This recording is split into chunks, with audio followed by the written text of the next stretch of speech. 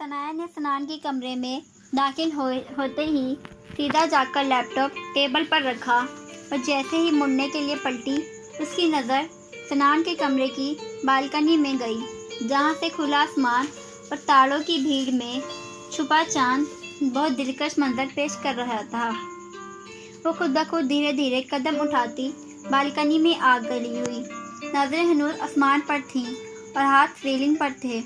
سوچو کہ پردوں پر جیسے ہی آہان کا چہرہ لہرایا تو اس کے چہرے پر اچانک ہی دھیمی سی مسکراہٹ نمودار ہوئی تھی اور آنکھوں میں نمی نے بسیرا کیا تھا۔ اس نے گہرا سانس لیا تھا۔ وہ اس منظر میں کھوئی تھی جب سنان کمرے میں داخل ہوا۔ وہ دروازہ بند کر کے جیسے ہی پلٹا، سامنے ہی نظریں بالکنی میں کھڑے کسی حیولے پر گئی تھی، جہاں روشنی تھوڑی کم تھی، پر وہ جان گیا تھا وہ کون ہے۔ لیکن حیرت اسے اس بات کی تھی کہ وہ یہاں کیا کر رہی تھی۔ سنان نے قدم اس کی جانب بڑھائے اور اسے 2 قدم کے فاصلے پر اس کے پیچھے جا کر کھڑا ہوا۔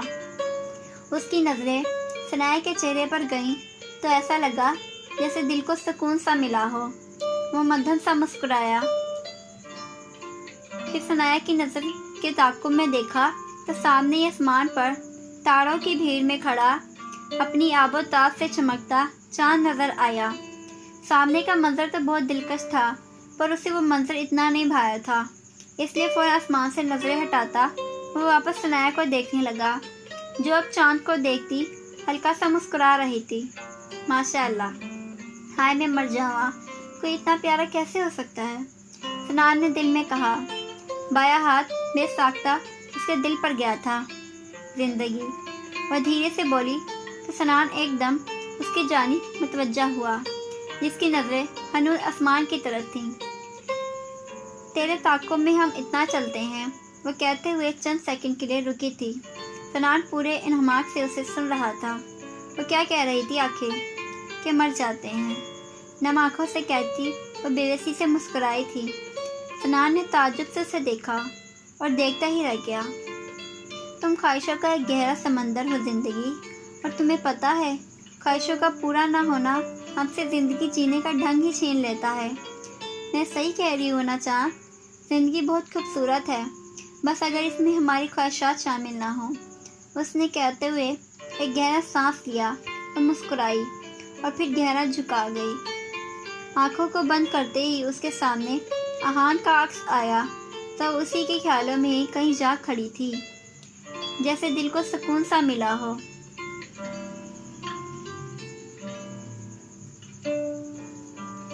اتنی سی عمر میں خواہشوں سے تھک گئی، ایک بار بس مجھے خود پر اختیار دے دو میری معصوم سی جان،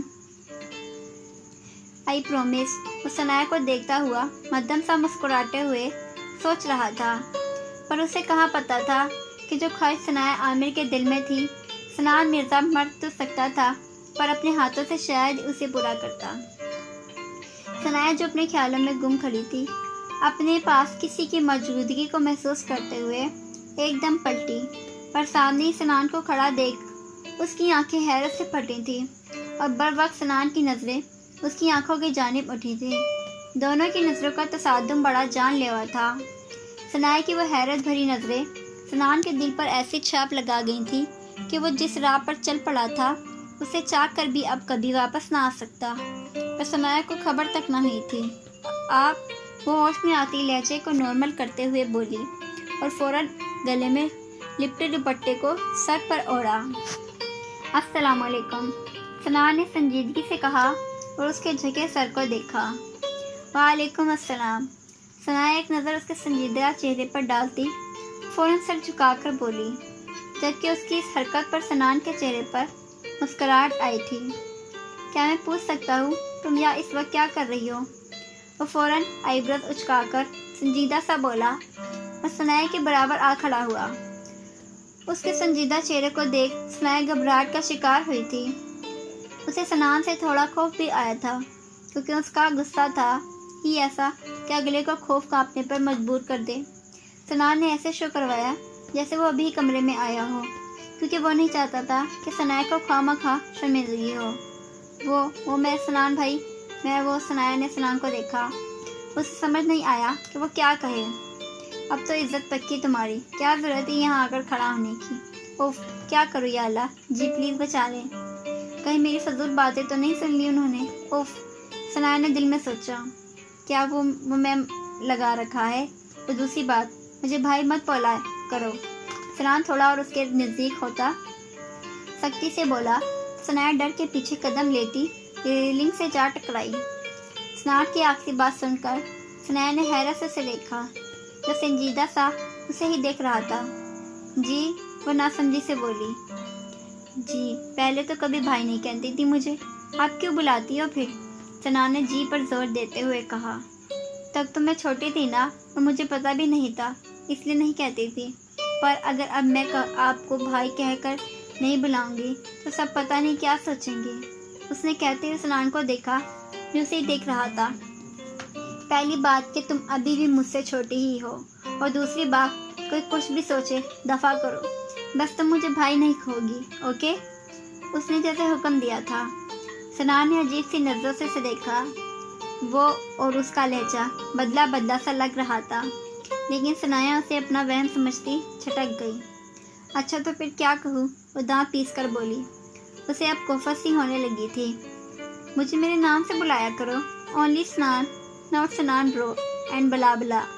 قسمیں عجیب سا فیل ہوتا ہے جب تم میرے نام کے آگے بھائی لگاتی ہو۔ وہ منہ بگاڑ کر بولا، جیسے مجبوری بتائی ہو اپنی۔ ثناء کچھ نہیں بولی تھی، بس ایک نظر اسے دیکھا تھا، اور اس ایک نظر میں اچانک سنان کے لیے جو نفرت آئی تھی اس نے سنان کو ساکت کر دیا تھا۔ مجھے جانا ہے، وہ ضبط سے کہتی فوراً وہاں سے باہر کی جانب بھاگ گئی تھی۔ ہے ثناء، لسن۔ وہ فوراً ہوش میں آتا اس کے پیچھے لپکا تھا، لیکن تب تک وہ کمرے سے باہر جا چکی تھی۔